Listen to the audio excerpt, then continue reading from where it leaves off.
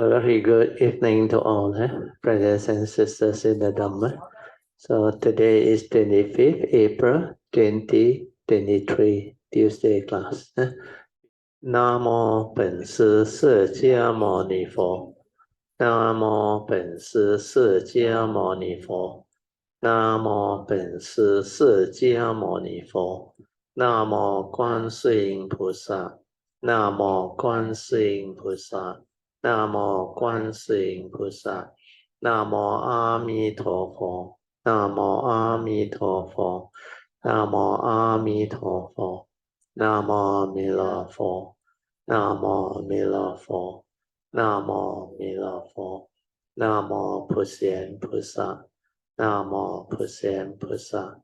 南无普贤菩萨。南无地藏王菩萨。南无地藏王菩萨。南无地藏王菩萨。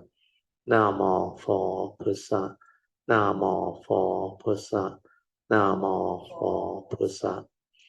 อะระหังสัมมาสัมพุทโธภะคะวะพุทธังภะคะวันตังอะภิวาเทมิ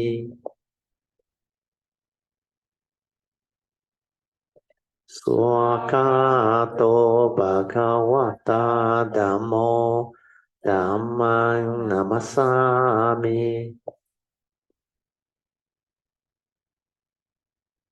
สุปฏิปันโนภะคะวะโตสาวกสังโฆสังฆังนามามิ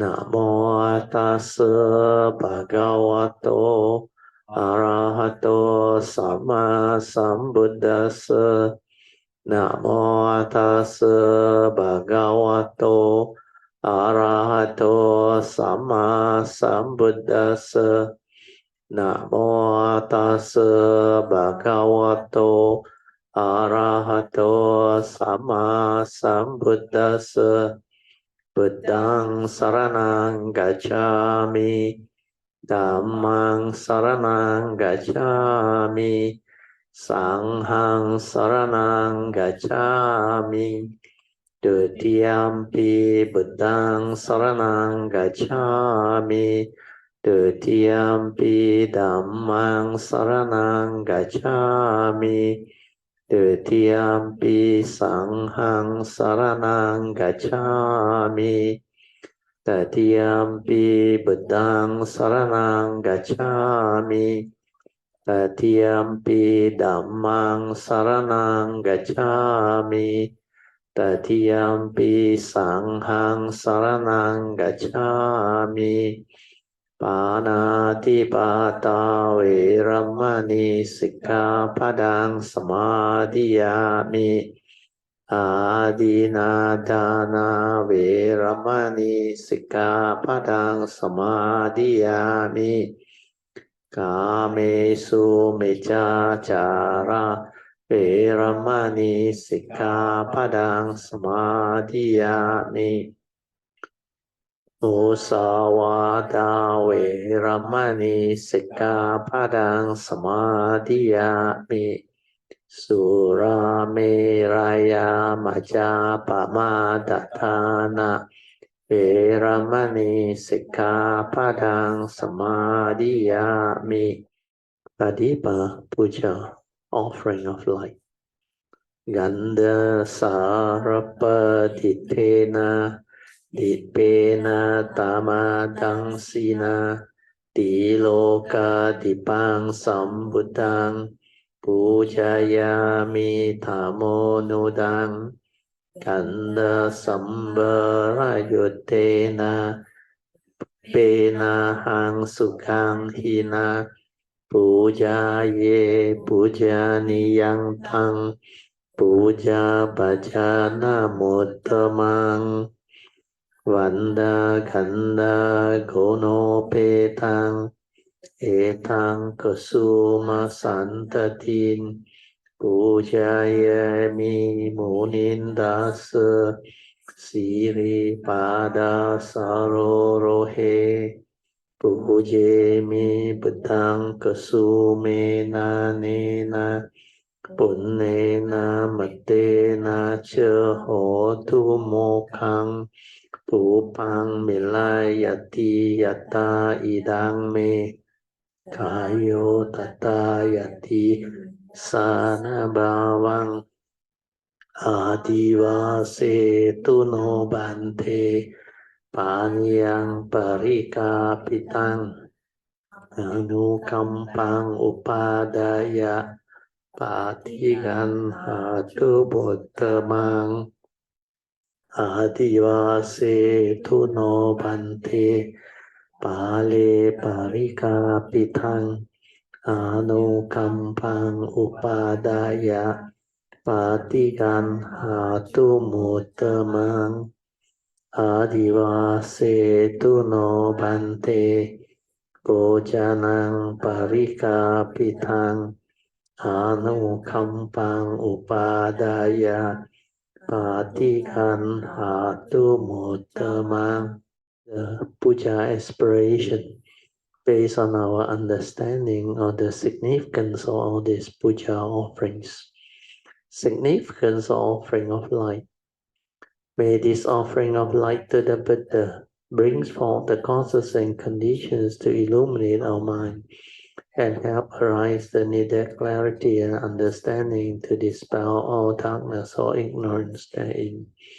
Significance of offering of water. May this offering of pure, clear, cool water lead us to the pure, clear Dhamma that cools and doses off the fires of all defilements within our mind. Significance of offering of incense. May our morality, virtue, and understanding shine forth far and wide, just like the fragrance of this incense, which we are offering to the Blessed One, who is perfect in wisdom and virtue. Significance of offering of fruits. May this offering of fruits remind us of the Dana Parami of generosity and the fruit of our karma, so that we will diligently strive on with heedfulness to attain the path and fruition soon as possible. Significance of offering of flowers.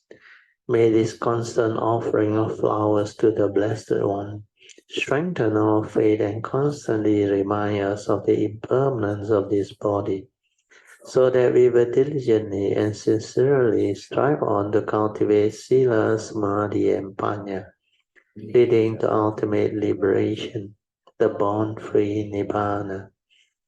Making of overall aspiration.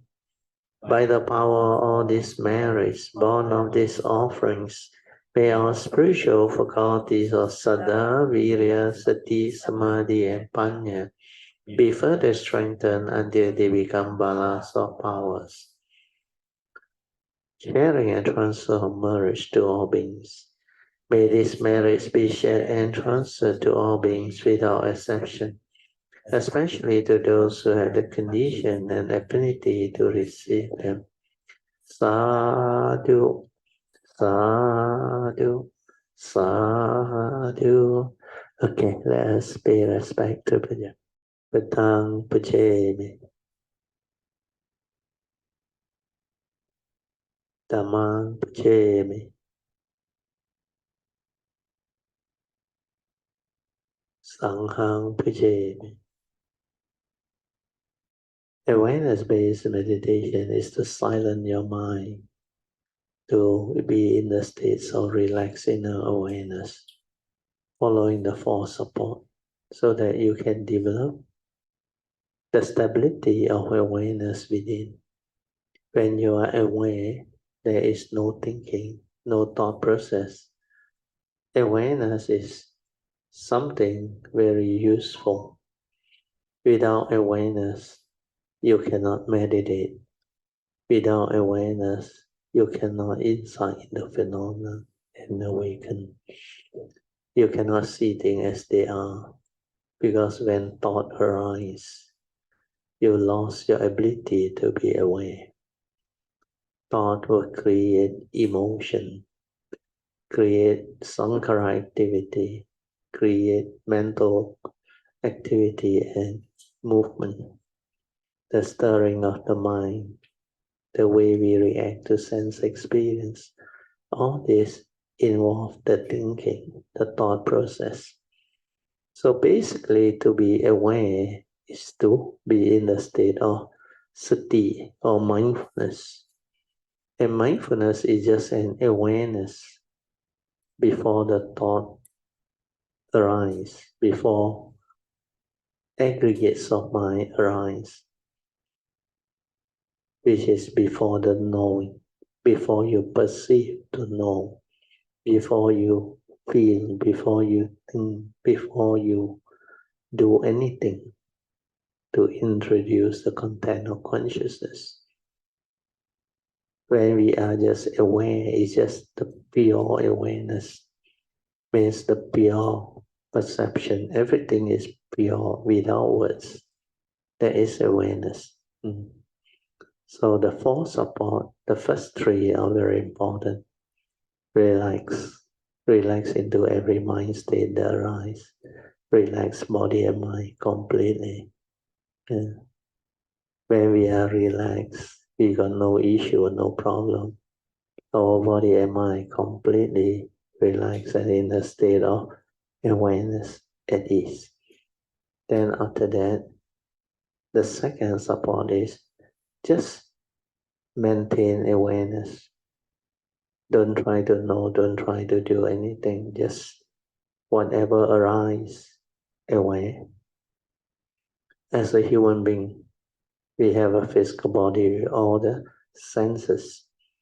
Then we have a consciousness trapped inside. Upon contact of consciousness with the respective sense data and sense bases, it will trigger off mental consciousness. So when mental consciousness arises, that is originally the pure consciousness.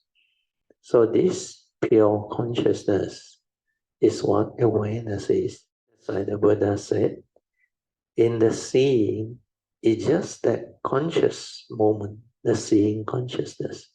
No one to see, because there is no atta, no thought, nothing. But the moment the atta comes in, the thought comes in, then the egoic mind arises, the aggregate arises. So awareness-based meditation is to develop the ability to understand all this. Then the third support is to stabilize this awareness. When you are just aware, you don't do anything. Like if the hearing senses pick up something, you just aware, finish. Sometimes the word may come in, the perception of it. It's okay.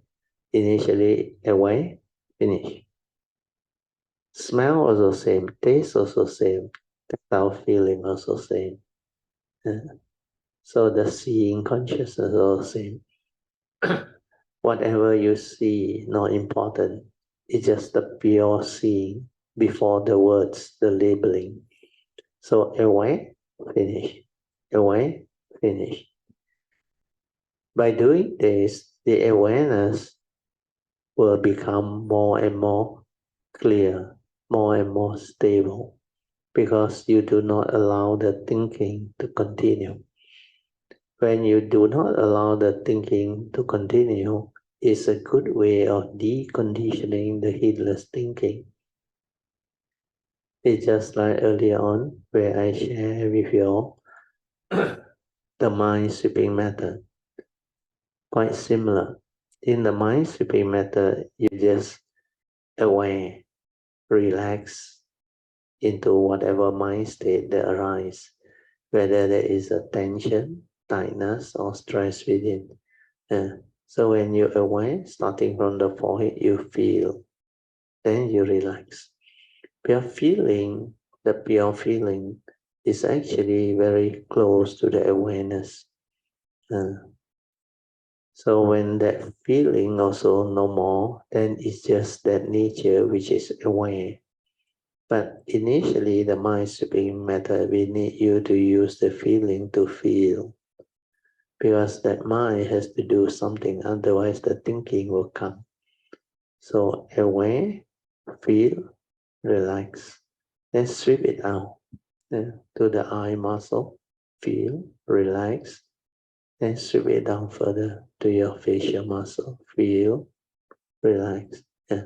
So initially, I think the mind sweeping method is easier, more conducive for most people. But since you already understand what awareness is, so you can actually skip the mind sweeping method if you have already developed the understanding. Then straight away go into the awareness-based meditation by following the first 3 of the 4 support to develop it. Relax, maintain awareness, then stabilize it.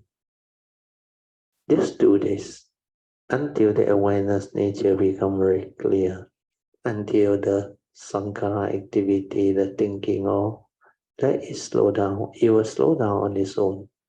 You don't feed it with any more deluded wrong thought or negative emotion leading to the heedless thinking. Then it will slow down, slow down, slow down. Then finally it will cease.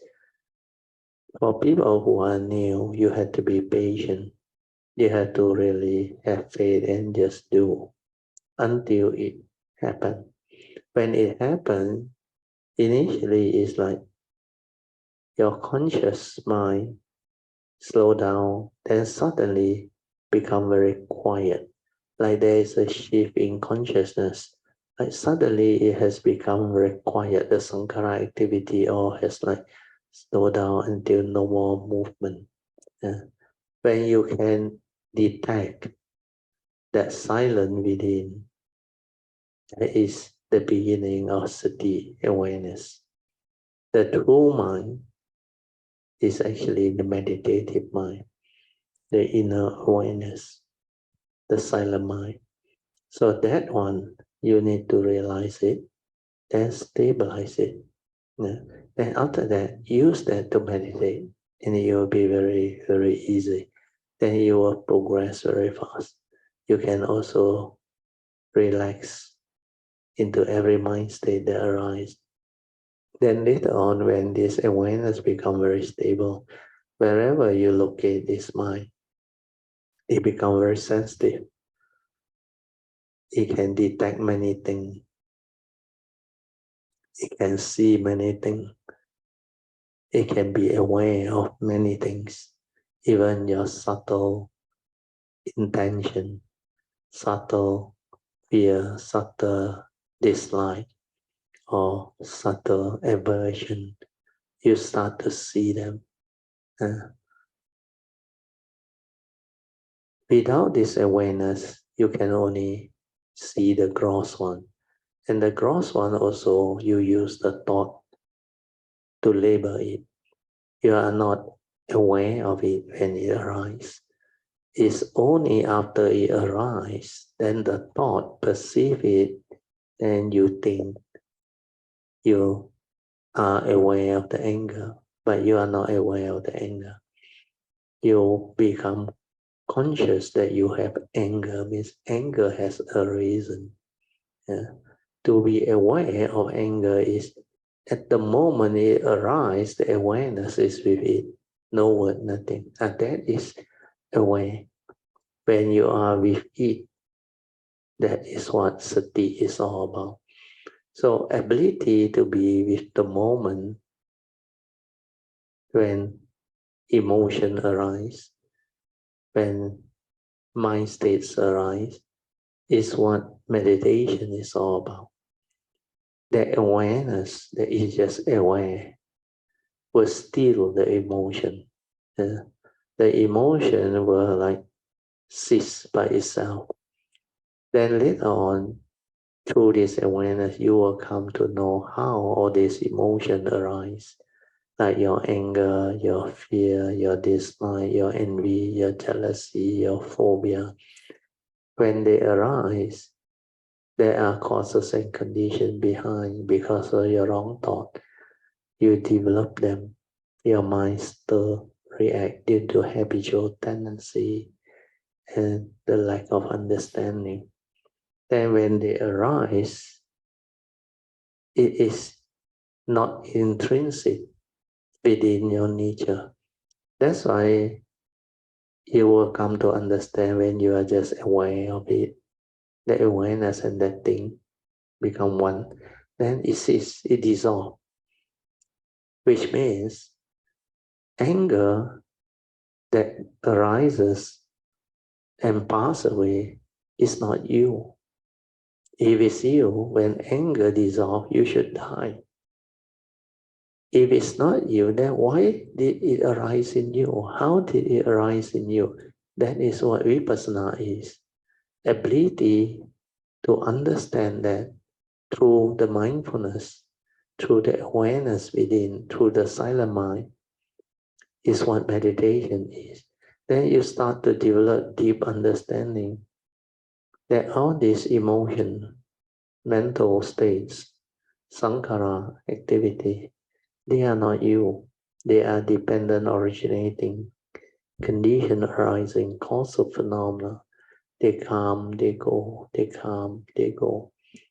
When you are in the state of awareness, this is to be. When you have right view, they cannot arise because it doesn't stir.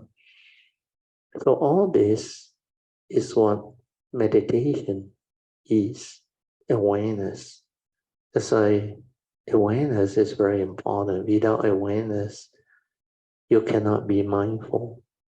If you cannot be mindful, you cannot be heedful. Because to be heedful, you have to be ever mindful.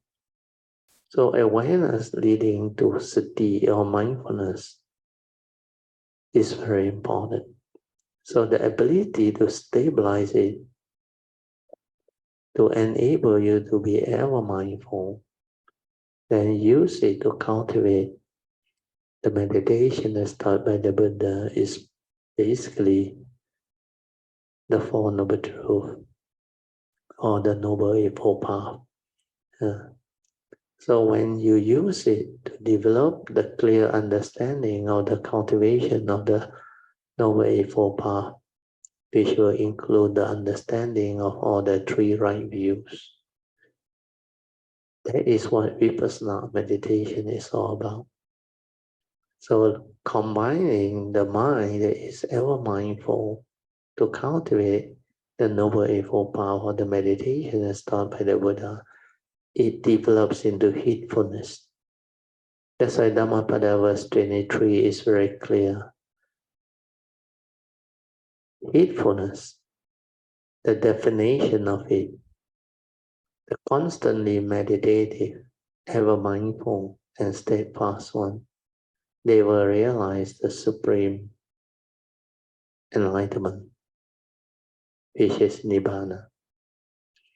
So to be able to be ever mindful and constantly meditative are the two most important components to be heedful. So to be heedful, we need to cultivate these two. The first is mindfulness. Develop it, stabilize it to be ever mindful. Then use it to cultivate. Means constantly meditative, ever mindful. These two you combine. The Buddha called it apamada or heedfulness. Okay, with this, I will let you meditate on your own. You can slowly, mindfully come out of the meditation. Try to maintain whatever inner peace, inner calmness, and inner awareness that you have developed for as long as you can. These are the meditative mind state that you need to cultivate the daily mindfulness and to develop the awareness within. Invocation to the Devas. In this universe, in their entirety, let the deities or Devas come here. Let them hear the good teachings of the King of Sages, which gives heaven and release, Nibbana. This is the time to listen to the teaching. This is the time to listen to the teaching. This is the time to listen to the teaching. Samanta Chokawalisu Atra Gachantu Devata Saddhammang Muni Rajasa Sunantu Sakamokadang Dhamma Sunan Kalo Ayang Badanta Dhamma Sunan Kalo Ayang Badanta Dhamma Sunan Kalo Ayang Badanta Namo Tassa Bhagavato Arahato Sama Sambuddhassa Namo Tassa Bhagavato Arahato Sama Sambuddhassa Namo Tassa Bhagavato Arahato Sama Sambuddhassa Iti Piso Bhagava Arahang Sama Sambuddho Vijja Charana Sampanno Sugato Lokavidu Anuttaro Purisa Dhammasarati Satta Deva Manosanang Buddho Bhagavati Swakato Bhagavata Dhammo Sanditiko Akaliko Ehipasiko Panaiko Pachatang Veditado Vinohiti Supatipanno Bhagavato Sāvaka Sangho Pujupatipanno Bhagavato Sāvaka Sangho Nyayapatipanno Bhagavato Sāvaka Sangho Samicipatipanno Bhagavato Sāvaka Sangho Yadidang Chatari Purisa Yokani Atta Purisa Pugala Esa Bhagavato Sāvaka Sangho Ahuneyo Pahuneyo Dakineyo Anjali Karaniyo Anuttarang Punyang Ketang Lokasati Sadhu Sadhu Sadhu.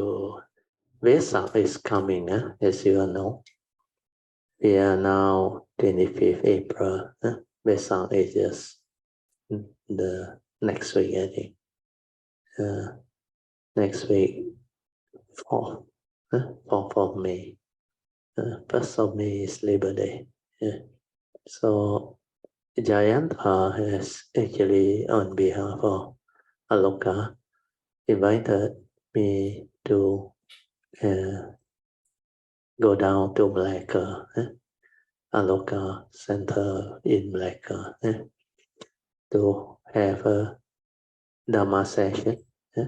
The program hasn't been firmed up yet, but tentatively we are going down morning, 4th May. Then that night, 8 p.m., there will be a Dhamma Sharing at a local center. But before that, I don't know what other activity. Then the next day, I was told, 5th, there will also be a Dhamma discussion, lunch. So tentatively is arrange this manner. So those Kayamita who have the time or can be there, you are most welcome. Yanta has said, all Kayamitas are welcome. So this is just a short announcement. I will be going down with Hsuan before Brother Chin Hao, Song, PG. Tentatively, these are the numbers. The rest I have not confirmed yet. So those who are coming, you can let me know. Then also let Dr. J know when the program is out. I will send it out to our my Kayamita. Okay, so we will now continue from where we stopped. Okay, deeply attached to illusory Dhamma. So according to the Sutta, this is what the Sutta says. Deeply attached to illusionary Dhamma. So what is illusionary Dhamma? This is very important for those cultivators of the way. After you have developed the mindfulness, the awareness, and the ability to see clearly into phenomena, into nature, into everything that arises within our form and mind, then we will come to see something very clearly. We will see form, the unreality of form. Then we have the ability to see beyond form. Without mindfulness, you can't. You must have mindfulness to see this. Then only we can move on to see mind. Mind, there are two. One is the true mind, the silent mind. The other one is the mundane mind, the thinking mind, which is dependent, originating, condition arising, cause of phenomena. That's why when you can see form, then you can see mind. Otherwise, mind is more subtle, form is more gross. So to have the ability to see mind, you must have the ability to see form first. Then penetrate the unreality of form to see beyond form. When you see beyond form, you see the mind. Yeah, basically as a human being, we have a physical body with the mind or consciousness trapped inside. So when we look at the external form, which is our physical body, what we see is just the outward appearance. So if you see the outward appearance, you will be deceived by the external form. So this physical body, you may believe is you because of your sakkayaditthi or self-delusion. You are attached, you are cling, you are corrupt. Because you cannot see the unreality of this form. If you cannot see the unreality of this form, then how can you see beyond form? If you can't see beyond form, how can you see something which is much more finer than the gross form, which is the mind? Mind is only mental movement, mental activity. And to see mind is even more difficult. Without mindfulness, you totally cannot see mind. You are using thought all the time. Thought, perceiving thought. That's why they say they are aware of anger. They are aware of fear, worry, anxiety. No, if they are not in that meditative state of awareness when fear arises or anger arises and be able to be with it, they are not aware. What they mean is the thought tell them that they have anger means through mental recollection or memory, they recall there was anger because they were not able to be with the moment when anger arises. That's why to be mindful of anger, to be mindful of fear is different from the conscious thought that cognizes it or recall it through memory. They are different. So ability to see mind is to have that awareness within the mindfulness, the silent mind, which is the true mind, to be aware. When you are aware, then you can see how you function as a human being, how this mundane mind actually develop the movement. The Buddha, under the essential Dhamma, taught us the Paticca Samuppada or the dwelling. So this dwelling, if you are mindful and aware, you will see this is how you function as a human being, like the Buddha mentioned. Because of avijja, ignorance, it conditioned sankhara, mental activity or thinking. So avijja paccaya sankhara, that link is very clear. Every moment, every instant, when you don't have right view, when you don't have right understanding, you will stir your mind, react to ignorant avijja. Then when sankhara arises, means you make contact with the brain because you think. So thinking is where the mundane mind trigger of thought consciousness. Just like the physics experiment, upon contact, consciousness arises. When thought consciousness arises, because you are at the brain there, the brain is where you accumulate all your views, opinion, belief system, conditioning, and all the whatever rubbish. We call it the good and bad experiences that you have actually gone through, including your phobia, your insecurity, your like and dislike, your whatever habitual tendency, everything is inside there. So through that memory, you input the content of consciousness basing on your views, opinion, and conditioning, and also belief system. You react to it and you stir. That's how the content of consciousness go in. So the link is very clear. Avijja paccaya sankhara, sankhara paccaya vijnanam. Vijnanam is the pure mental consciousness. So it can be at any of the sense bases, whereas the brain is the main one that input the content. If it's through the seeing, or the hearing, or the smell, taste, or tactile, then the content of consciousness that go in is always from the memory. Because of your, what they call mental accumulation. Whatever you learn, the knowledge that you carry, the memory, they are all in your brain. That's why the senses, you look at your forehead, all the senses are very near it. Your eye, your ear, your nose, your tongue, they are very near. Even your bodily tactile. That's how the thought becomes active. So when you start to be aware and mindful, you can see all this activity and movement. Then you can understand the teaching, the essential Dhamma. Why the Buddha say avijja paccaya sankhara, sankhara paccaya vijnanam. Then you input the content of consciousness, vijnanam paccaya namarupa or namarupa.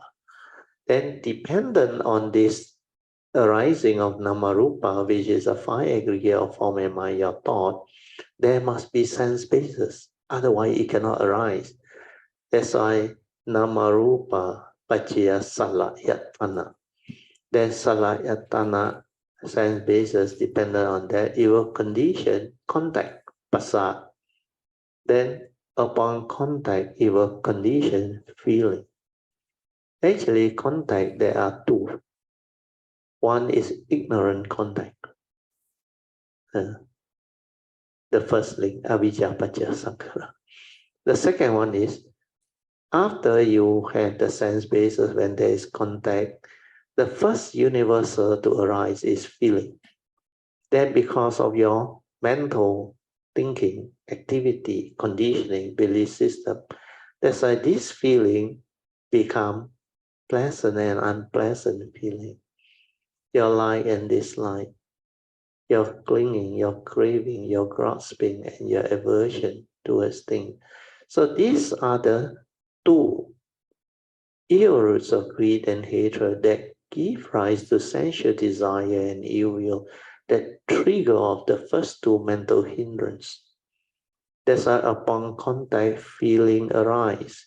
Then feeling, dependent on feeling, it condition craving. When you don't have yoniso, manasikara, or wisdom at the moment of sense experience. That's why from feeling to craving, you cannot cut a feeling. As long as you don't have wisdom, yoniso, manasikara. That's why this link, Vedana Pajas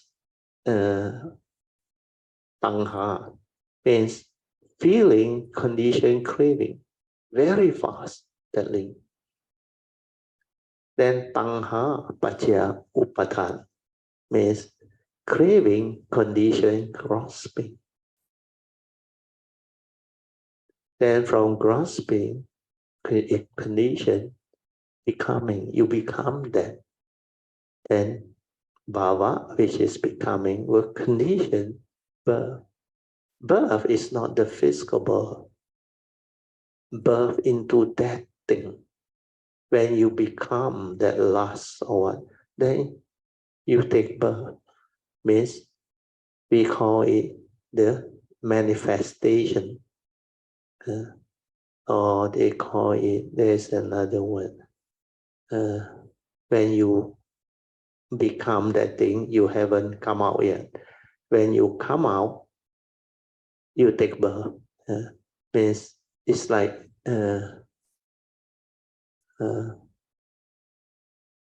what is that word here? When you become that, then after that you take birth. External manifestation, you manifest into that. There is a word for it. Transgression. Means you transgress your mental intention already. You transgress your whatever emotion that you hold within your mental. Then transgression means you act out of it already. Means physically you act out of it already. Like from that lust, you become that lustful thing. Then you, what they call, transgress out and become like the rapist.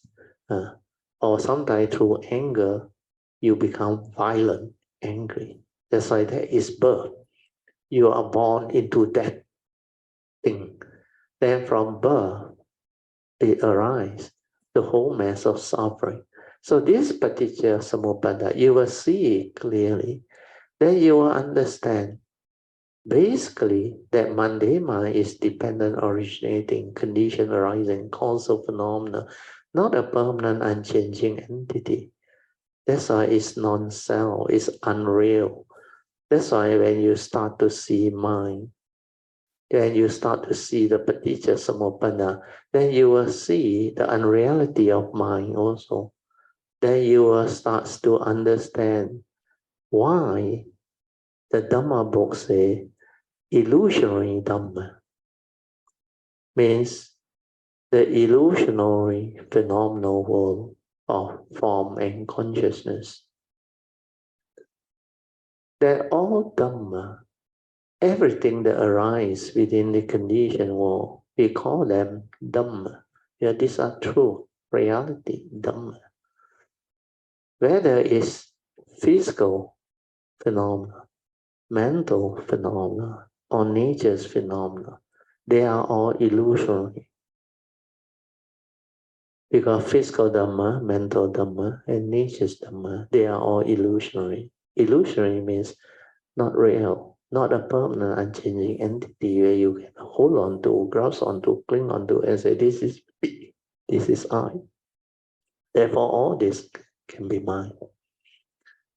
So to see the unreality of it is to see the illusionary nature. Means it's like an illusion. Like the magician, the illusionist create magic, or magician create illusion for you to see. Illusion means not a reality, appear real, but actually it's not real.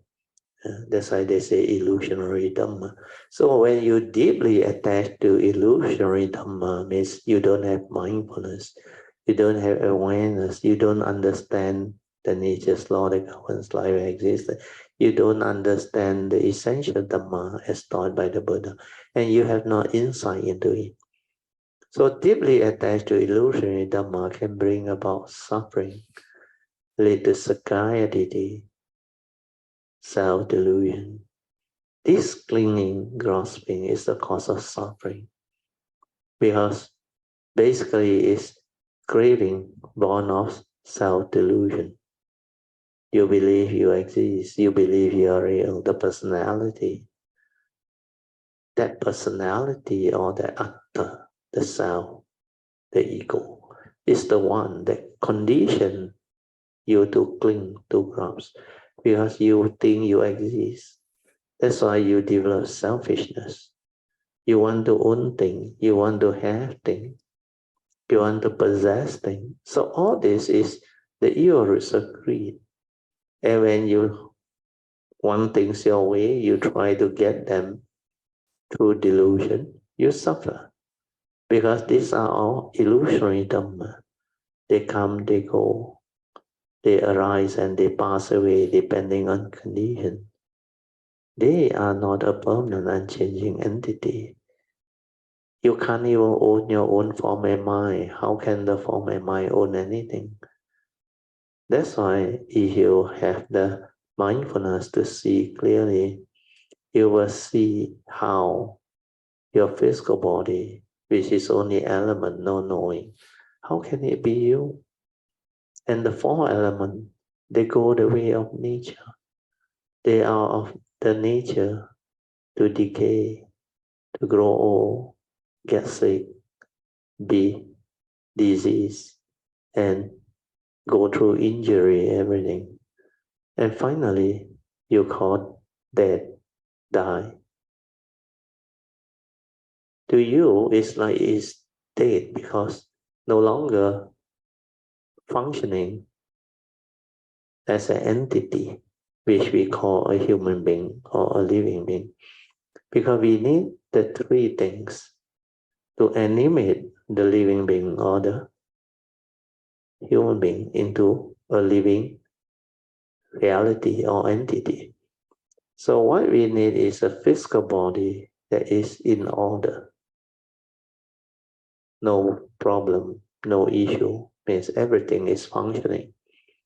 Then we need the consciousness, which is trapped inside through craving force that hold on to it.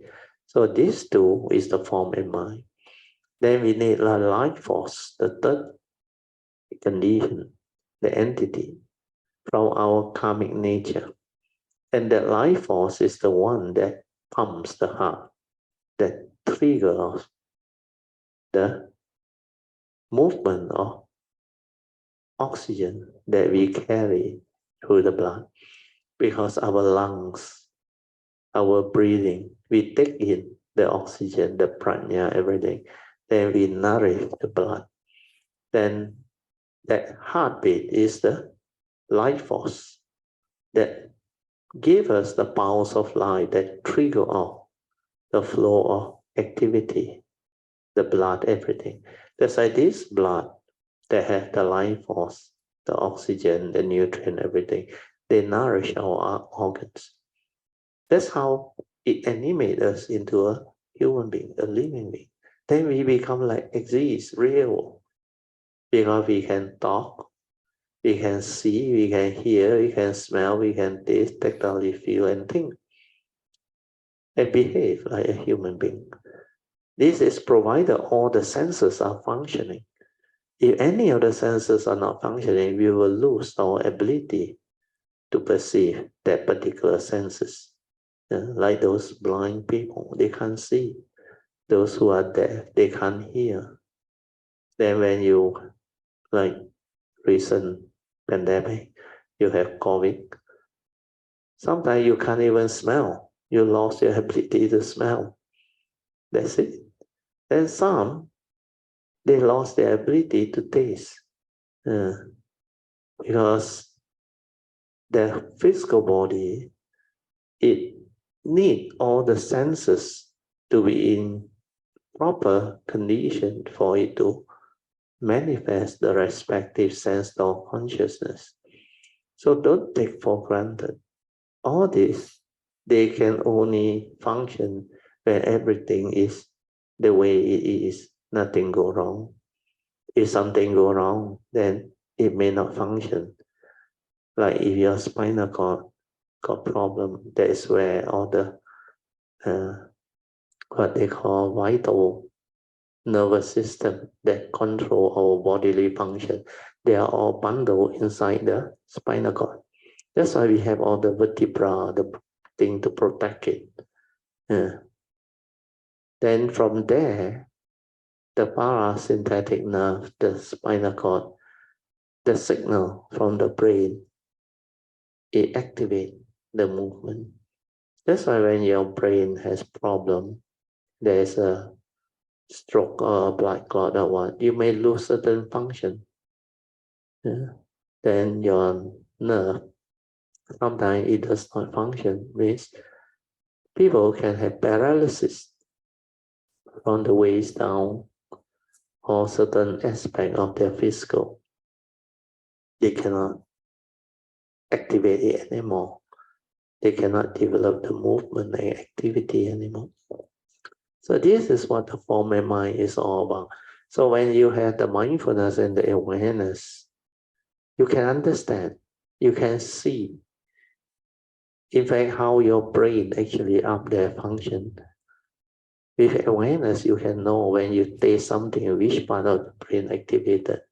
When you take something hot or something like spicy or whatever, or when you drink something, the taste bud, where the brain actually trigger of the conscious translation of what you taste, what you see, what you hear, what you smell, what you taste, and what you tactile feel or think.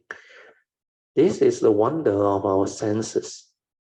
How we know the world and how we interact with the world is because we have this sense basis and the consciousness.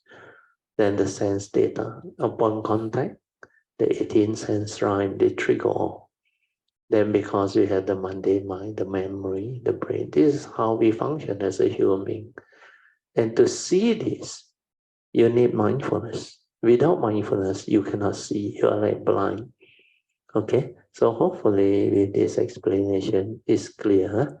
I read again. Deeply attached to illusionary Dhamma brings about delusion, downfall, and all those things. Then the sutta continue with the commentary. Deeply attached to illusionary form, those of the outside way, means those who don't have the Dhamma, are deeply, profoundly attached to this illusionary Dhamma. And what are they? They are the 62 wrong view. I have explained before, the 62 wrong view is according to Shenhua. But I think, if I'm not wrong, you look at the Theravada one, I think that one more accurate. That one, the 62 wrong view are more clear. Anyway, if you are interested, you go and read. Basically, it's to root out the Sakkaya Ditthi. Then, of course, they have this wrong view regard to self, no self. But the Buddha teach non-self in between. So they have this theory of one life. And when you die, that's all finished. Then the Buddha teach non-self in between, rebirth and all those things. Then impermanent, leading to suffering, empty nature, existence, non-self. So all these are the various religious belief or theory. So that self-view, there are a lot of wrong view. Some believe in eternal life. Some believe in one life. After you die, everything no more. Some believe in rebirth and all these things. But most of them are not clear of what this thing is. That's why it's only the Buddha Dhamma where it can explain to you the whole range of existence or life within the conditioned world through the conditioned Dhamma. That's why that teaching is very, very extensive and very inclusive. It covers almost everything that is to be known.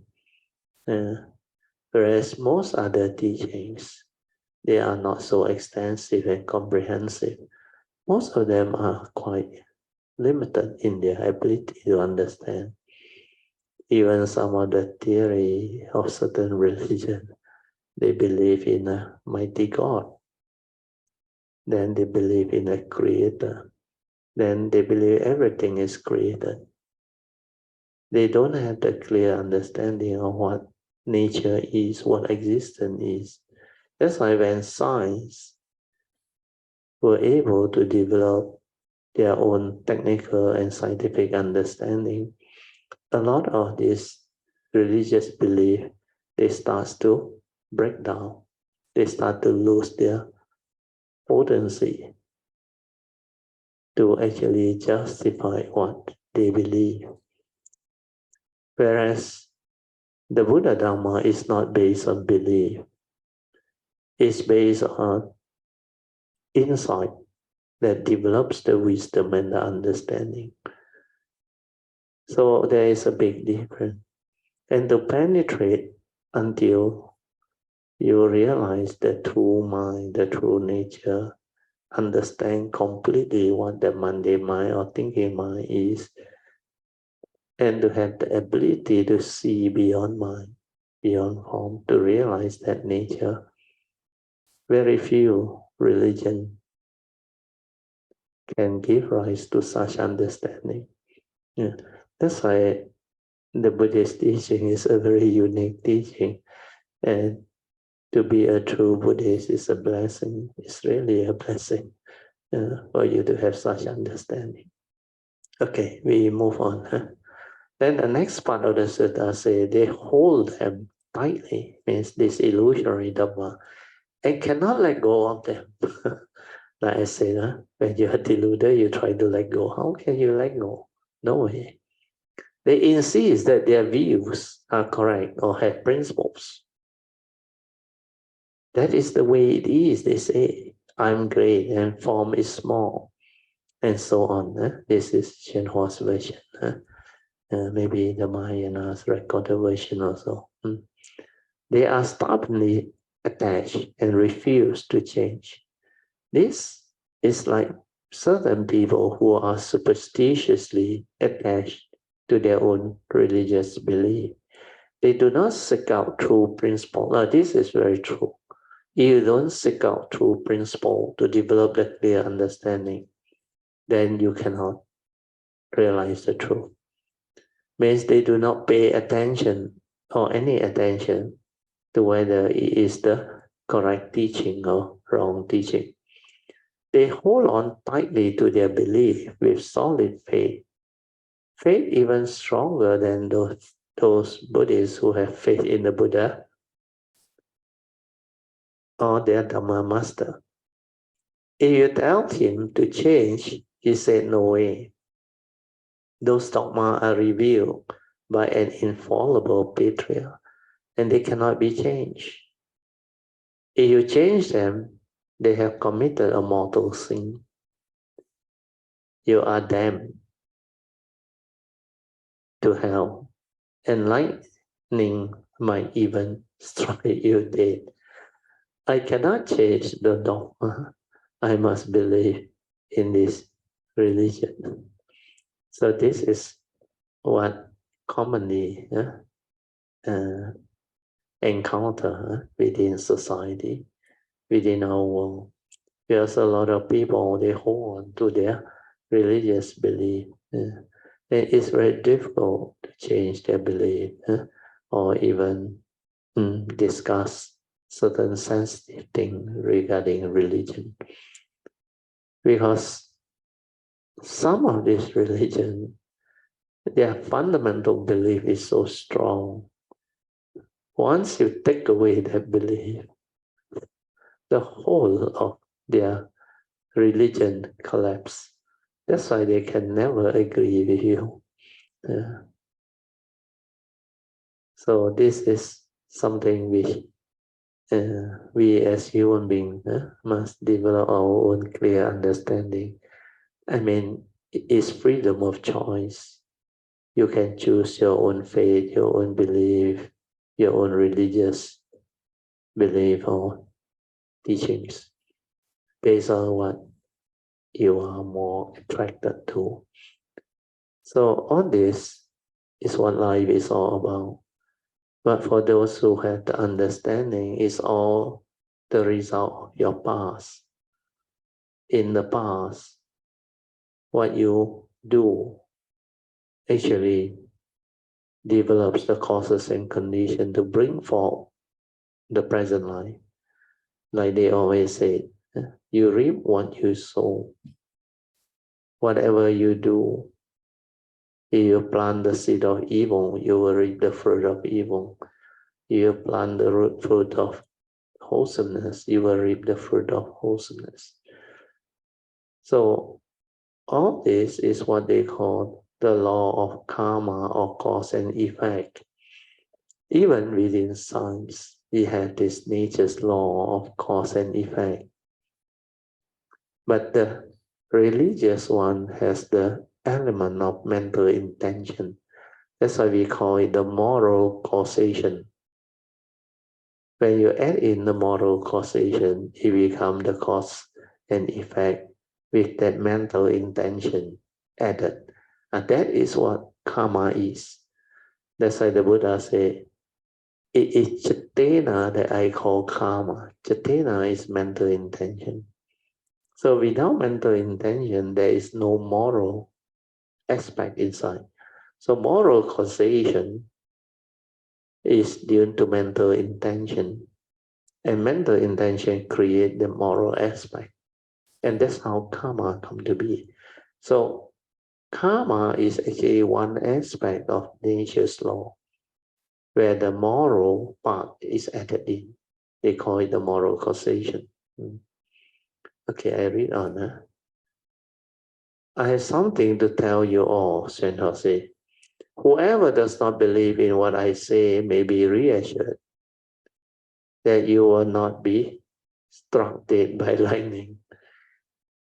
You do not believe in the Buddha, you will not be struck by lightning either. Go ahead and refuse to believe. Later, when you have thought it over clearly, you will come back and believe. Now, if because you are confused, you believe in outside religion or external religion, that is all right. Because when you finally wake up, you will come back to Buddhism. Why do I say this? It is because no matter what religion you believe in, it does not surpass Buddhism. All religions are contained within the Buddha Dhamma.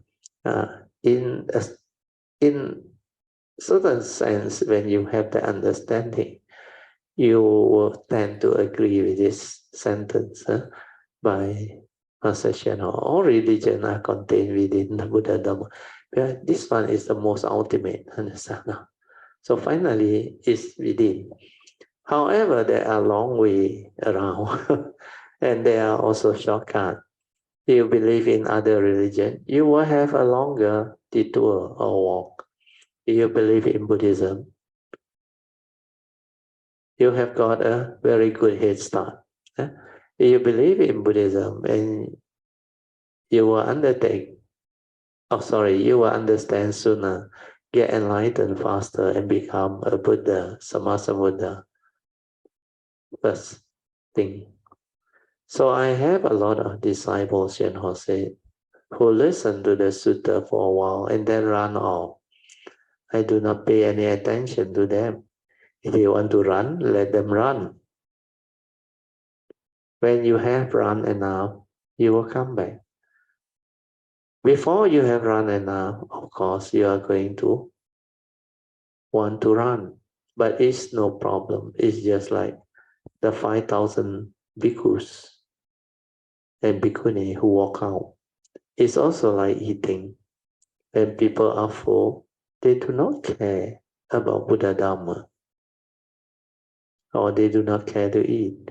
Once they get hungry, they start thinking about food again. One's attitude towards the Buddha Dhamma works the same way. If you think you do not need the Buddha Dhamma, if you are not hungry for it, then you may run off. When you have run off until you are hungry again, you will come back for some more. Those of outside religion cling on to their deviant views and cannot let them go. So this is Xuan Hua's commentary, yeah? But I would like to add in a little bit more. Yeah? So here he gave this analogy about hunger.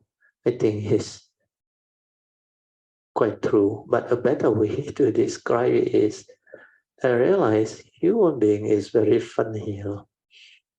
When they are born with all the good conditions, means no suffering, no problem, means they don't lack basic necessity of food and shelter. Then especially nowadays, the second generation kid, most of them are quite well off and they can afford things. So when you have such good favorable condition in life, you will never even bother about religion or learning any belief, spiritual thing, unless you're born with that nature from within, that search. If you are born with it from the past, you have that affinity with that spiritual teaching. The moment you are born, not long, the urge will be there.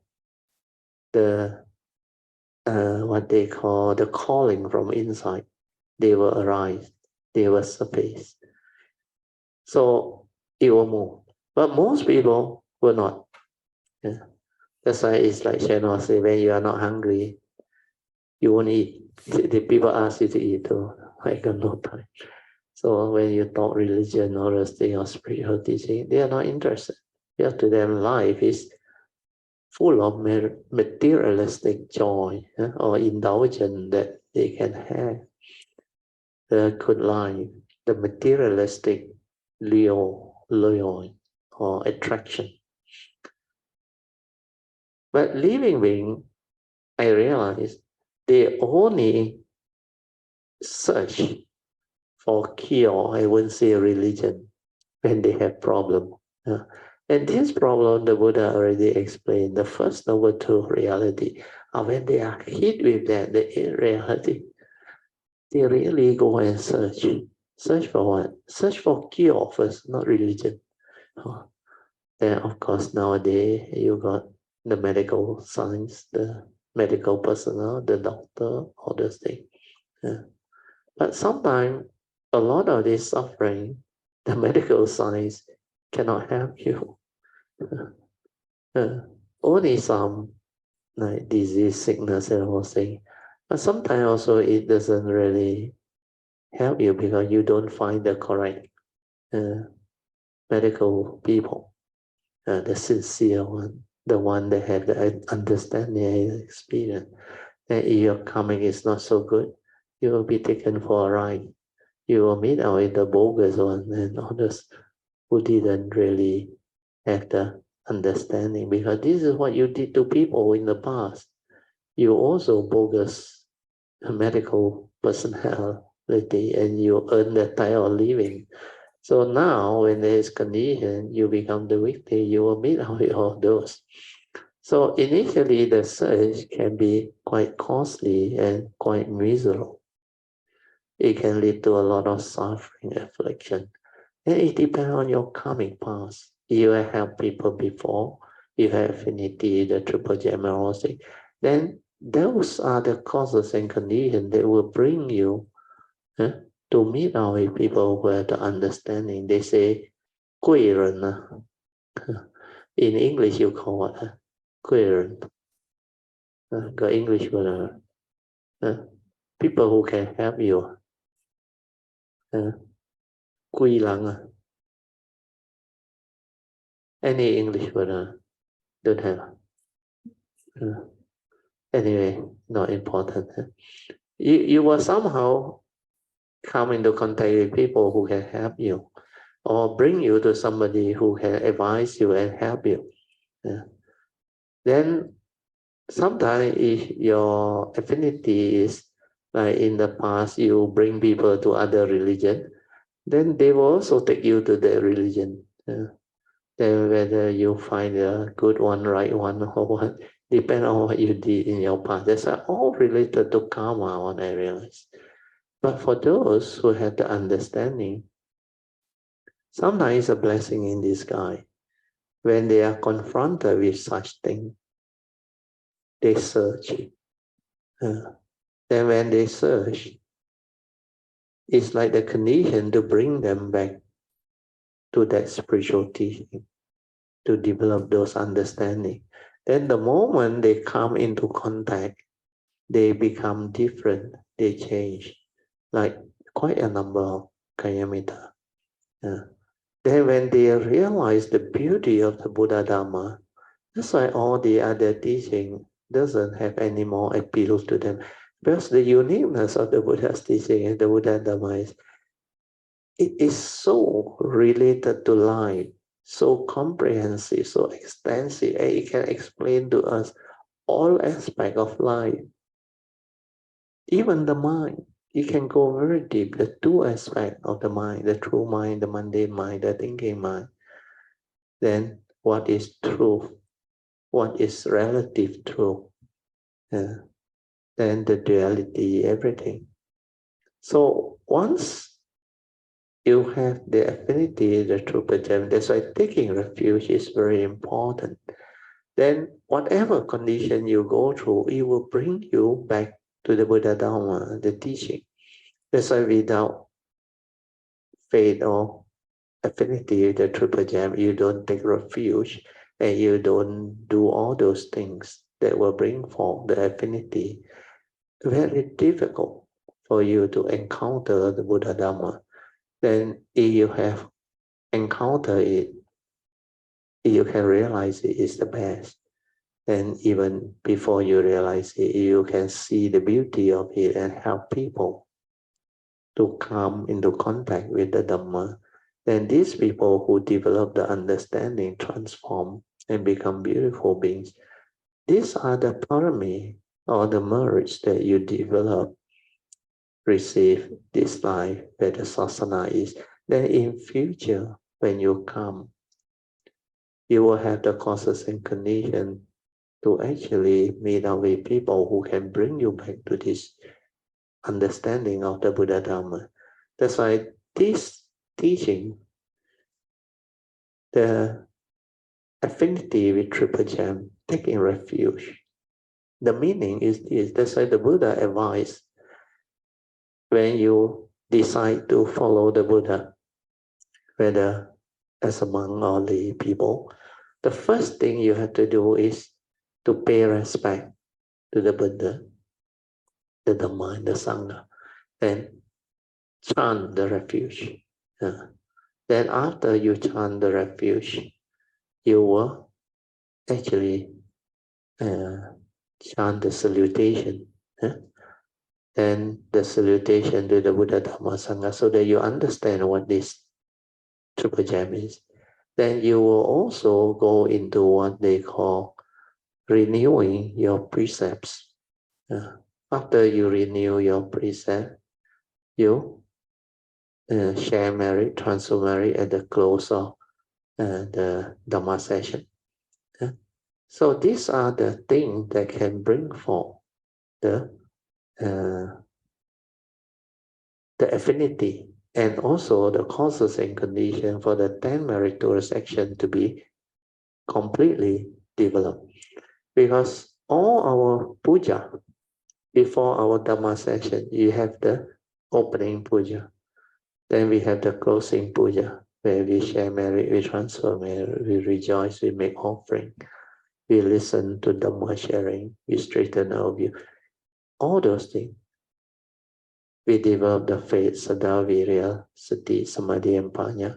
Then we pay respect to Puja. Then we chant the salutation to the Buddha, the Dhamma, and the Sangha. Then we pay our respect. Then we take refuge.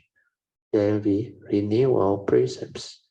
Then after that, we also do a lot of Dhamma activity, Dhamma sharing. This is how you can actually develop the affinity that you can make this into a very stable daily religious routine that you always do. Then you are always with the Dhamma. And this will give rise to causes and conditions for you to develop the faith very strong. Then you make aspiration, determination, adhipan, the bodhisattva or whatever, for you to have all this understanding life after life whenever you arise. So these are all the possible ways to develop all this. And when you can do it, you become beautiful. Like I said, the yellow card, the bodhisattva way, you really read through, develop the understanding and follow this diligently, plant the seed of bodhi and develop them. Your future is all taken care of. Even this life, you can awaken. You can become beautiful. So these are all very important understanding. Okay, those are external or outside religion cling on to their divine views and cannot let go. Okay, we stop there. After that, we mark the next line. Arrogant, they brag of their loftiness. Okay, we are on page 455. Huh? Okay, but now we come to the second session, meditation reporting, followed by whatever Dhamma discussion or Q&A that we want to have, the usual one. 我最近其实没有什么特别的东西要讲，只是其实上个礼拜，因为我的老公每天都要看报纸啊，虽然现在 Internet 已经很呀，他还是坚持他要看报纸。对，他就给我看了一篇哦，它是一本书，那一本书其实是在讲，他是一个复健的医生他是一个复健的医生，然后呢，他帮他的妈妈，因为他的妈妈得到肌肉萎缩，OK， 他帮他的妈妈交代他说，如果我的 body 已经真的不能够，不是说不行了啦，我的 body 如果不行了，你要帮助我解脱。刚开始我会觉得这样子不是自杀吗？这样子不是自杀吗？然后其实他跟他妈妈渐进式的用2个礼拜的时间，让他妈妈很 peaceful 的往生，那他甚至在推行这个，因为现在的医疗，现在的世界，我会觉得现在的世界跟以前其实完全不一样，很多的想法，很多的，对。那刚开始我觉得那这样子，我有很多的问号，可是我后来觉得，因为他的理由是我们对我们自己有自主权，对对，就是说，当你的身体已经不能负荷，可是因为现在医疗太过发达，对对对，那医疗发达的情况之下，他的妈妈已经什么都不能了，然后只有 suffering。对，那这种情况之下，我们真的就可以放弃我们的身体吗？这让我联想到，我记得是不是阿江恰？阿江恰，他应该是 for 10 years 对 in coma，对，那他都没有放弃他的身体对对对，那我们可以，虽然真的那个 body 真的不行了，我们真的能够这样子放弃这个身体吗？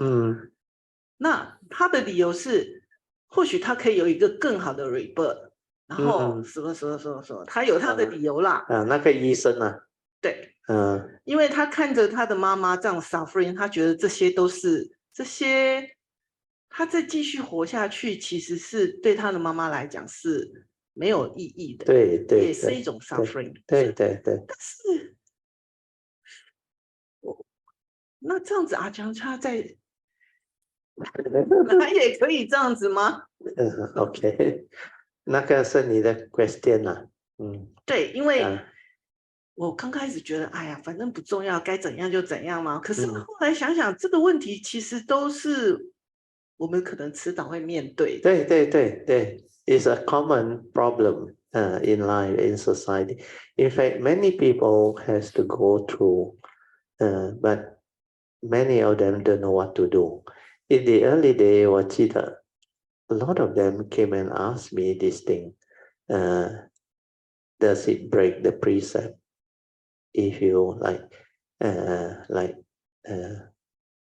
they call it euthanasia? 那个英文字是 euthanasia, means you decide to take away the life support, or decide not to let them continue with the suffering. So the one who make the decision, last time there was no law. That's why euthanasia is illegal. You cannot do. If you do, you can be charged for murder. Then later they introduced the law. Of course, the law has its condition. Who can decide and who cannot decide and other things. Then there is also what they call the aspect of understanding. So what you mentioned about Ajahn Chah is very true. The disciple have love for him and patiently take care of him for about 10 years, despite his condition in the coma. But the funny thing about Ajahn Chah is because of his nature, because of his cultivation and other things, the disciple who take care of him, actually, they encounter a lot of very, very unique happening. There were many stories. I heard them in the early days. And the disciple who really love to take care of him, they have the faith, they were and they pay respect, they actually invoke power of merits for him to recover and all that. They also actually, through serving him, looking after him and care for him, develop a lot of merits and wholesomeness. Then a lot of them find their life change after they take care of him and do all those things. And for Ajahn Chah is different because he is enlightened. People believe he's an arahant. And he has the Dhamma understanding. So to him, he doesn't suffer inside there.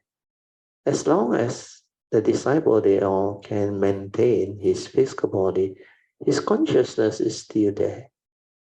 And his nature is still there. So if you all do the respect, everything, do the chanting, everything, he is still okay. Until the physical finally give way. After 10 years, finally it still give way. Because I think that coma was due to the blood vessel stroke, if I'm not wrong. So all this is very different from just an ordinary person. So an ordinary person, the most important thing, according to my understanding and the Dhamma way, is you have to assess because they are alive. Let them make the decision while they are still able to make the decision.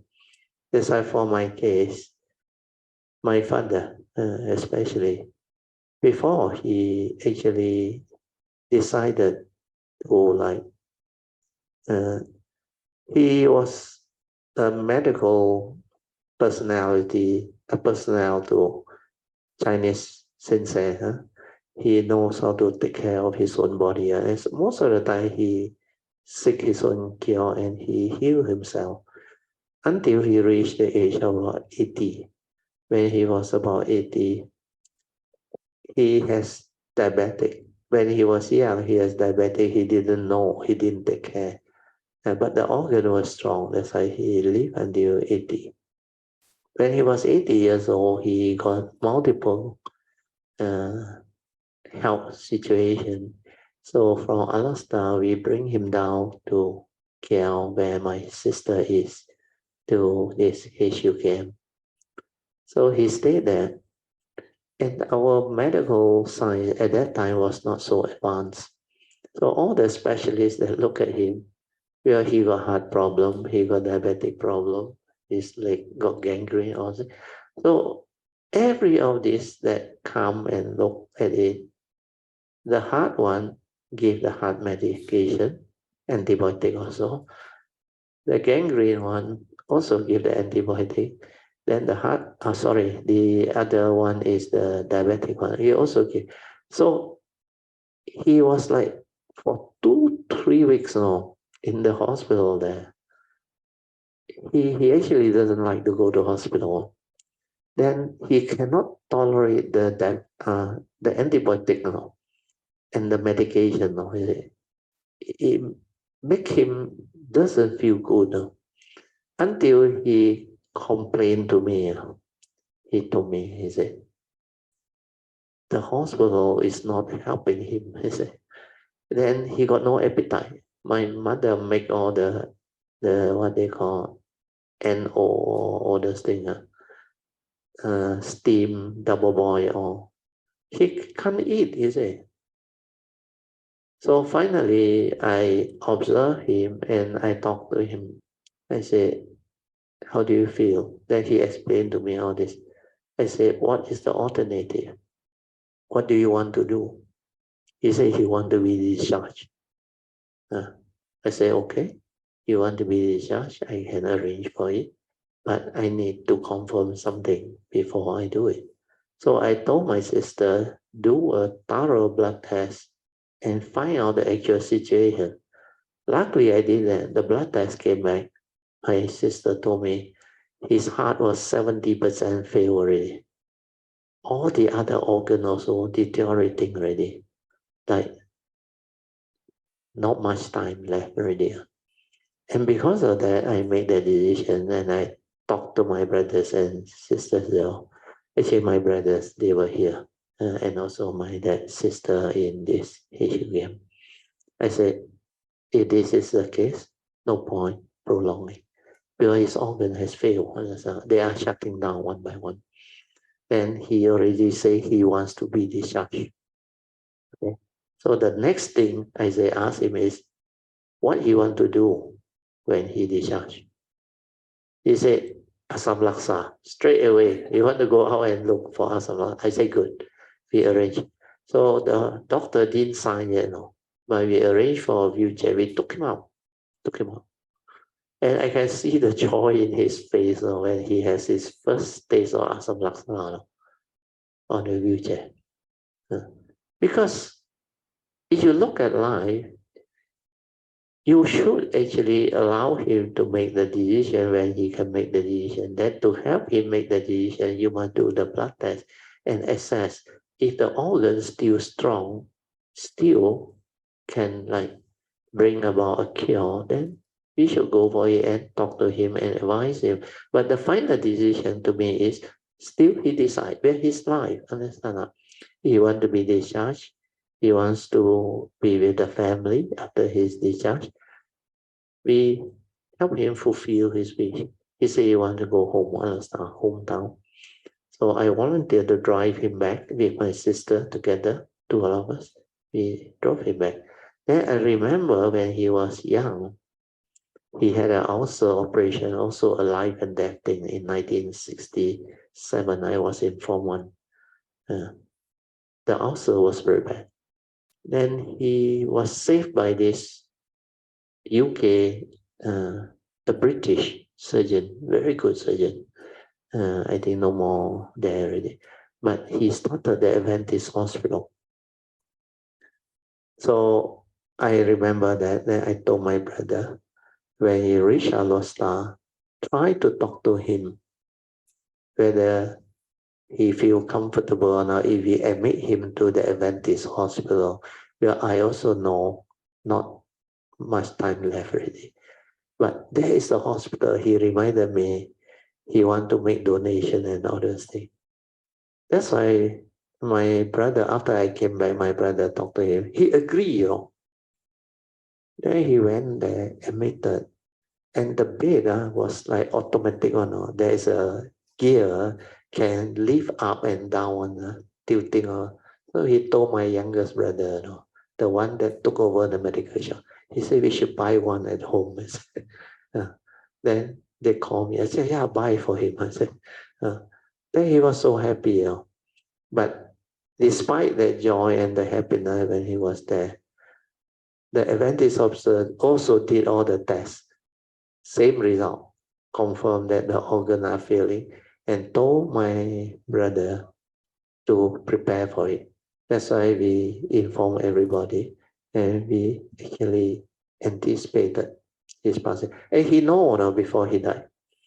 The day before he died, only my eldest brother's son, Changfa, he was with him. So my father talked to him. He said, quick, not much time left already. He said, ask all your uncle all come. He said, that's how we went there. Then within 2 hours or so, he passed away. But serene, he was happy. Then we make offering to the hospital. Then we bring the body back to Alasta, my eldest brother's house. We had the funeral. That time later only, I told my wife and my children to go down. Because it's already arranged, everything. And the funeral was very good. My mother learned a lot of things from the funeral. So this is how I understand it.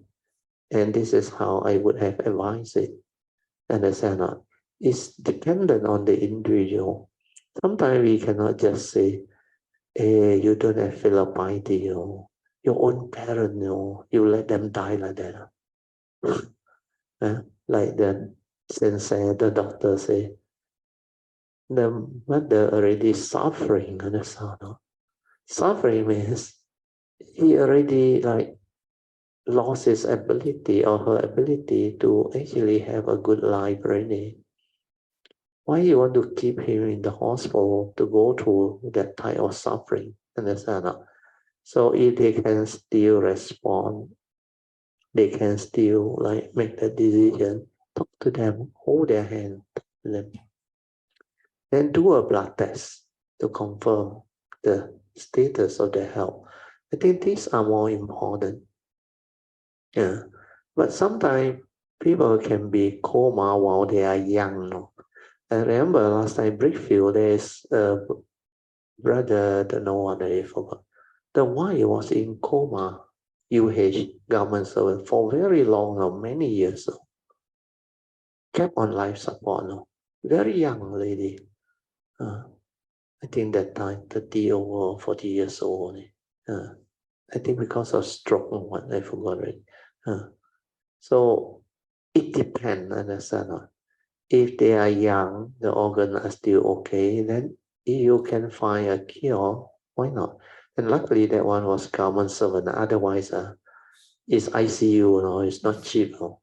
ICU, you print money also not fast enough to pay. Oh, you must have the money. So it depends on one's ability. Yeah? Then you have the insurance also. The insurance will be run out of insurance premium, insurance payment, because all the insurance they are capped with a certain limit. So it depends on the situation. Very wrong. 你 continue. 但是他那个情况并不是说没有继续医疗他就会走，不是哦，他那个是用绝食的方法哦。他的母亲就开始拒绝吃饭，然后他们就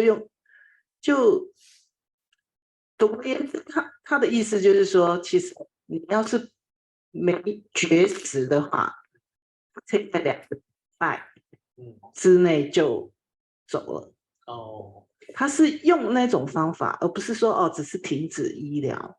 OK。那他自己给他药还是什么？没有，他没有给他药，他就没有药，没有再继续medication。对，他没有继续 medication， 他就是 feed 他 with that product。没有，他就也不吃任何的食物，甚至水全部都停了。2个礼拜。can survive for 2 weeks。对，那因为我的女儿刚好在那个反正就是我跟我女还有我的老公我们就讨论这件事。我的女儿她虽然是学医学的，对，她说这是很有争议的。她说，第一，Malaysia 的社会是不能接受的。Malaysia 不能，因为他会认为这个很明显就是你在帮他。对，没有，可是说他并没有帮他什么，他只是不让就是他的母亲就不再进食了，就不再吃任何东西，对，可能慢慢的水慢慢的停，不是说一下子停，可是就是在2个礼拜之内，他就会走了。他是在家啦，对，他是在家，因为他本身是医生嘛，所以他很容易，可是他就是不，当然他不做任何急救，可是他同时他也不，他在他母亲同意之下，他们就是没有任何的进食了。他母亲同意就可以了吗？母亲告诉他要这样。Like that is good, means her own decision。对，然后变成说，他变成在辅导人家这样子。他也去辅导啊。有很多人他会觉得，因为如果就算没有医学，没有那些 medication， 他可能可以活很久。但是他拒绝活很久。OK。所以就变成是我甚至我有看过一部日本电影。他的母亲是几岁？那个时候他的母亲已经80多岁了。80多岁了。而且他母亲也是一个很虔诚的佛教徒OK。所以他们最后选择用那样子方式，甚至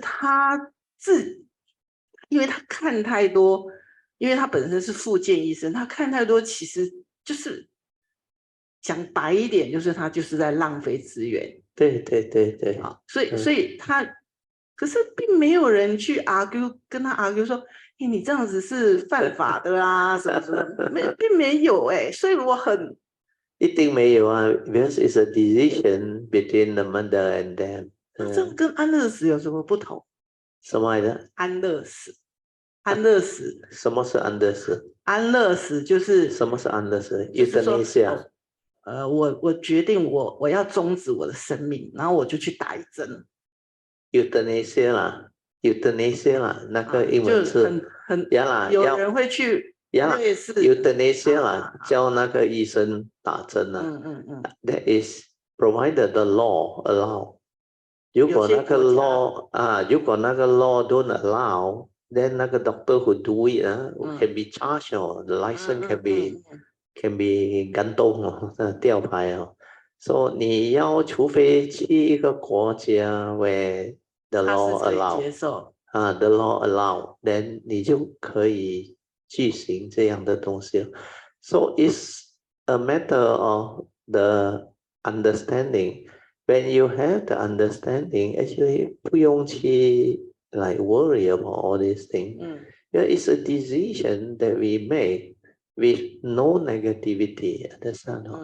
What is best for our parents? That if we get their consent, then if we can do it legally, there is no issue about it. But if our country does not allow, then who is going to do it for you? That's why his formula is good.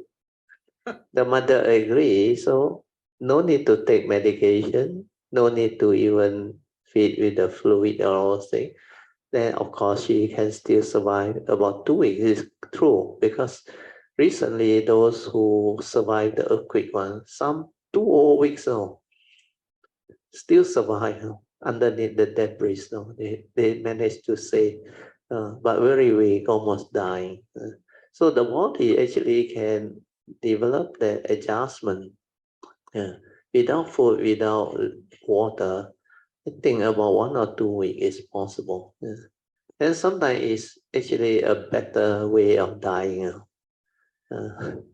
我最近还看过一部电影它是一个日本电影，它虽然是一部电影，它是在讲什么？我不知道为什么就是会给我看到。他说日本已经迈入老年化，而且日本其实很严重，甚至很多是单身或者是没有孩子，或者怎么样。他到某一个年纪之后，因为现在大家都活得很久，那他甚至他最后就是一个人在家里，然后就走这样，所以造成日本社会很大的一个负担。他这部电影是在讲什么？日本颁定一个法令，75岁以上，如果你想死，你就可以 register。the government 你就可以 register， government 就帮你安排。the government have to look into it. It's a serious problem for Japan. What you say is very true. 它虽然是一部电影，而且大家看了会觉得不可思议，但是我觉得这一天可能会很快就到来。对 ，because 日本的问题they live too long.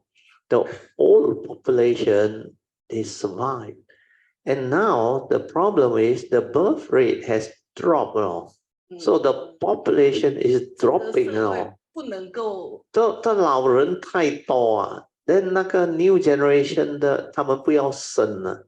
Because a lot of them cannot afford it, I will say. So it created a society's problem, 社会的问题.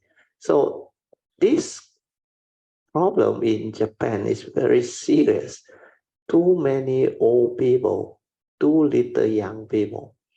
And these young people, they also don't want to actually encourage birth, like marriage and have children. A lot of the younger generation, they now don't want to have that type of life now, like our generation.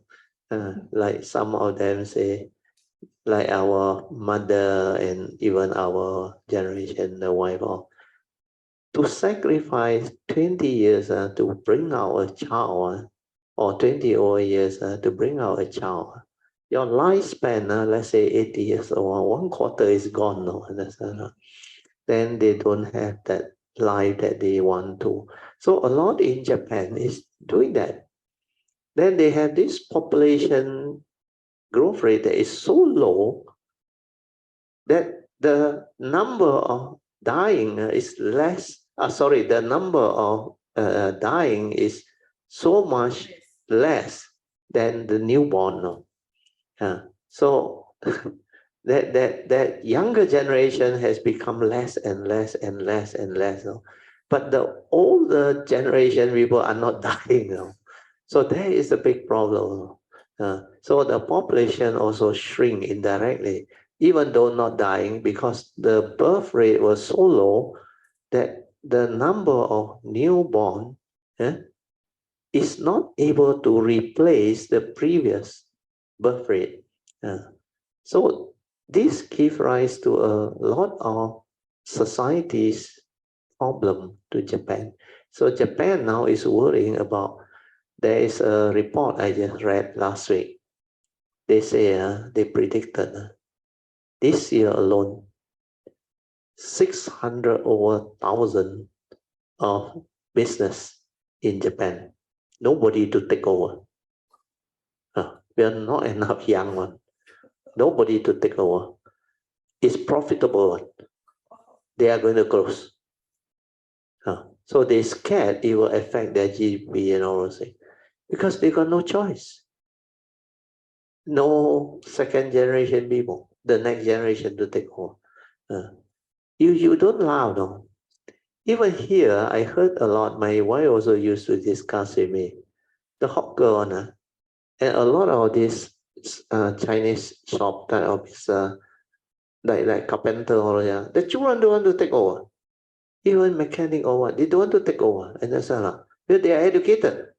You expect them to come back and sell noodle or take over 你的事，就好像你的孩子你以为他会 take over 你的 IT 的东西Your daughter is a doctor, understand? Then, like my niece discussed with me, he said, the father, my younger brother, who actually take over the Chinese medical shop from my father, he got only 2 daughters. Both doctors also don't want to take over. So now he say, no need his own children.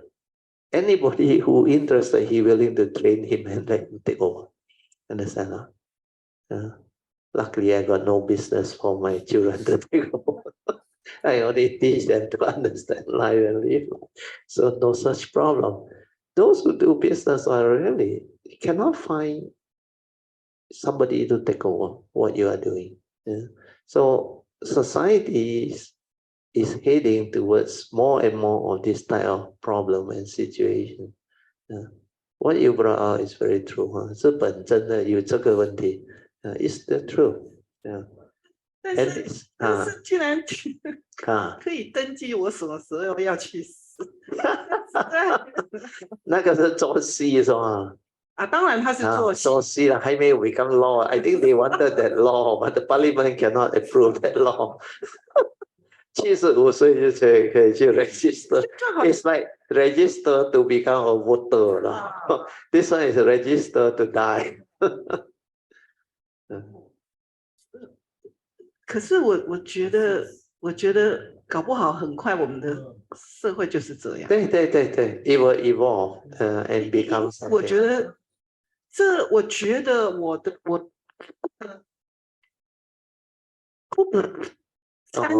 过了我40岁以后我觉得整个社会是完全，你不能用你很封闭的心来想它的变化。对，就好像我有一个 staff 是德国人，他跟我们说他大概40多岁，他说他的朋友，他的什么，甚至他的亲人什么，现在这年头德国人没有人在结婚，对，通通是 partner， 对 partner 来的是他不是登记结婚，他是登记 partner， 对 ，a lot now life partner， 所以因为他们觉得哎呀结婚还要离婚还要分呀，很多问题。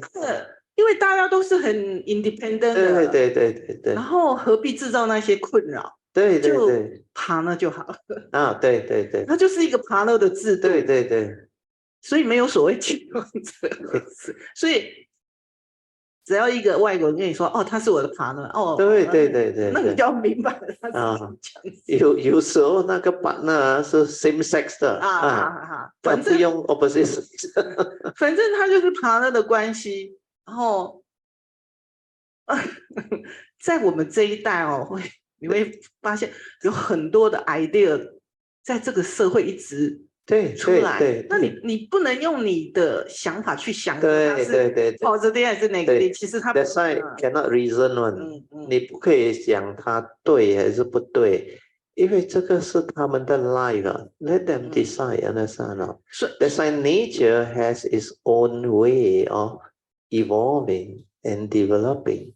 So the society will give rise to causes and conditions for all this movement. That's why I say, if you cultivate the bodhisattva way, you will witness and see all this.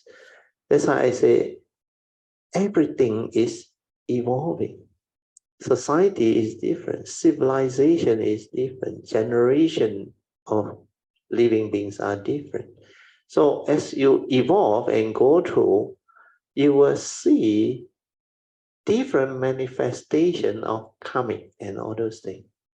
And a lot of things that actually evolve out in years to come, even maybe 20, 60, 40 years later, I can tell you a lot of things is going to be very different.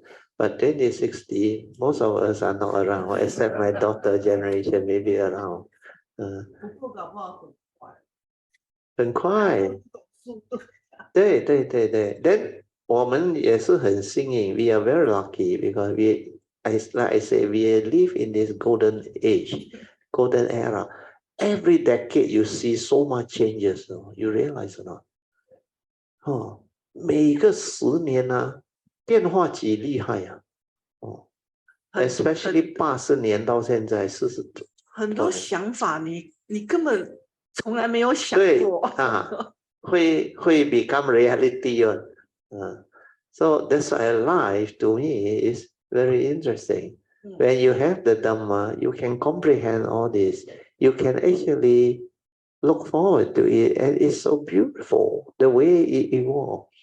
Provided you have the understanding, you have the karma, you have the means, then you can actually live life, witness all this, and become so happy.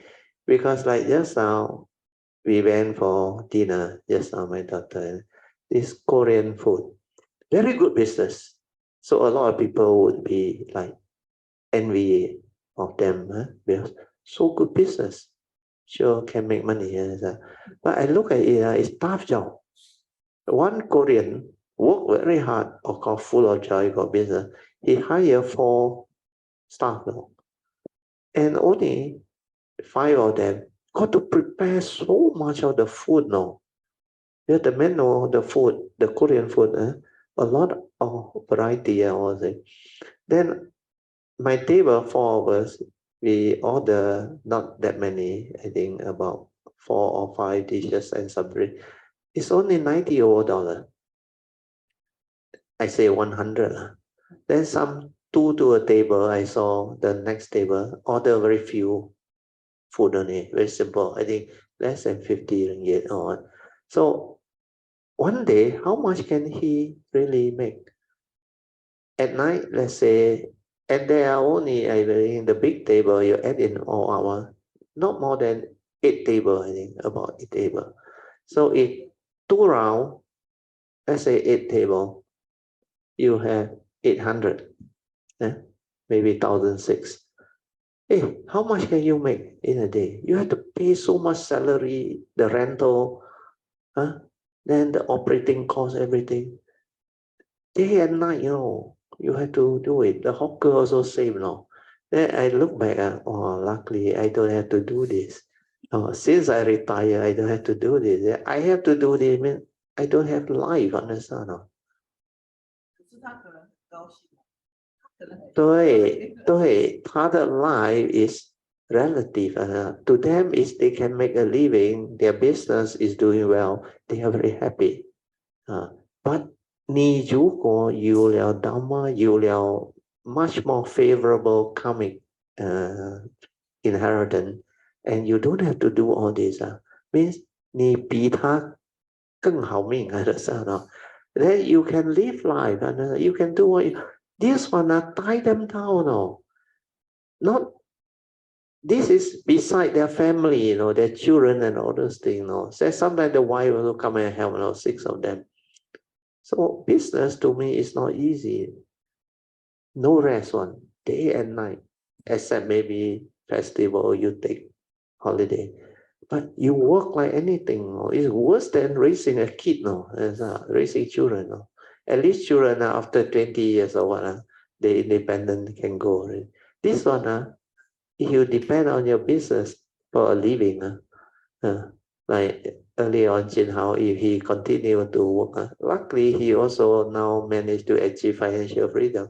So he is now more secure, and he can do what he wants, and he can have that ability, that means to actually call it a day. Otherwise, it's not easy. That's why I say our life, golden age, exit time already. Okay, I think we better end. So let us rejoice with all the good sharing. Sadhu, sadhu, sadhu. Okay, maybe other time, when we have the chance, we continue. So today we will end. We will now share merit, transfer merit. Then we will end the whole Zoom session. Akasata Jabumata Deva Naga Mahindika Punyantang Anumoditwa Chirang Rakantu Lok Sasana Etta Wata Chamehi Sampadan Punya Sampadan Sabbe Deva Anumodantu Sabba Sampati Siddhya Idang menya tinang hotu sukita hontu nyatayo. Idang menya tinang hotu sukita hontu nyatayo. Idang menya tinang hotu sukita hontu nyatayo. Devo asatakalena sasa sampati hetu cha Vito bhavatu loko cha Raja bhavatu dhammiko. Imina punyang kamena mame bala samagamo sattang samagamo hotu yawa nivana patiya. Sadhu, sadhu, sadhu. Okay, you can now pay respect mindfully to Lord Buddha, Kuan Yin Bodhisattva, and all the worthy ones. And we end our Zoom sharing. So thank you so much for all who participated. Sadhu, sadhu, sadhu.